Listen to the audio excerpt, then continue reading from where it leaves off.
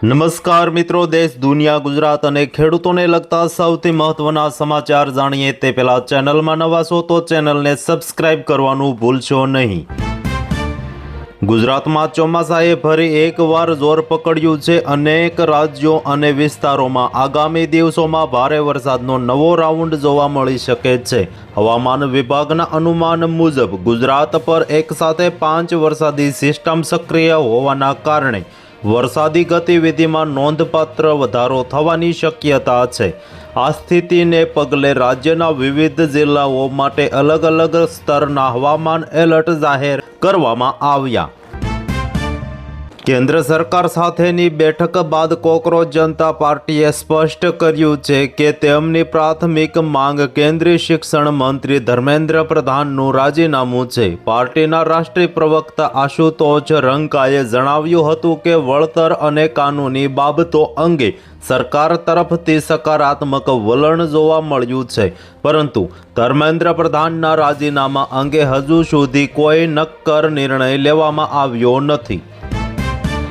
વડોદરા શહેર અને સમગ્ર જિલ્લામાં છેલ્લા કેટલાક દિવસોથી સતત વરસી રહેલા વરસાદના કારણે સ્થાનિક જળાશયોમાં પાણીની આવકમાં નોંધપાત્ર વધારો થયો છે।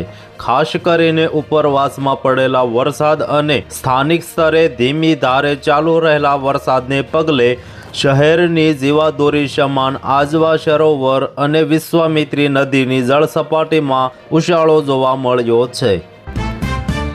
વડાપ્રધાન નરેન્દ્ર મોદીએ શુક્રવારે રાત્રે ફરી એકવાર એક વિડિયો સંદેશ દ્વારા યુવાનોને સંબોધિત કર્યા। તેમણે પેપર લીક મુદ્દે ગુરુવારે રાત્રે પ્રકાશિત થયેલા તેમના વિડિયો પર તેમના સકારાત્મક પ્રતિભાવ અને સૂચનો બદલ તેમનો આભાર માન્યો। ખાસ વાત એ છે કે ગુરુવારે પણ વડાપ્રધાને વિડિયો સંદેશ માટે મધરાત્રિ પસંદ કરી હતી અને જનરલજીને મિત્રો તરીકે સંબોધ્યા હતા।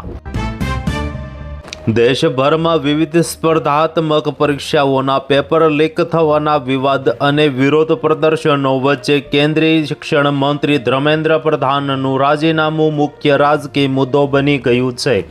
એક તરફ વિપક્ષી પક્ષો અને આંદોલનકારીઓ શિક્ષણ મંત્રીના રાજીનામાની માંગ પર અડગ છે અને તેને બિનવાટાઘોટો પાત્ર નોન નેગોટિએબલ ગણાવી રહ્યા છે, તો બીજી તરફ ભારતીય જનતા પાર્ટી બીજેપી પોતાના આ વરિષ્ઠ નેતાની પાછળ મજબૂતીથી પણ ઊભી છે। તો હાલ માટે આટલું જ। મળીશું નવી અપડેટ સાથે।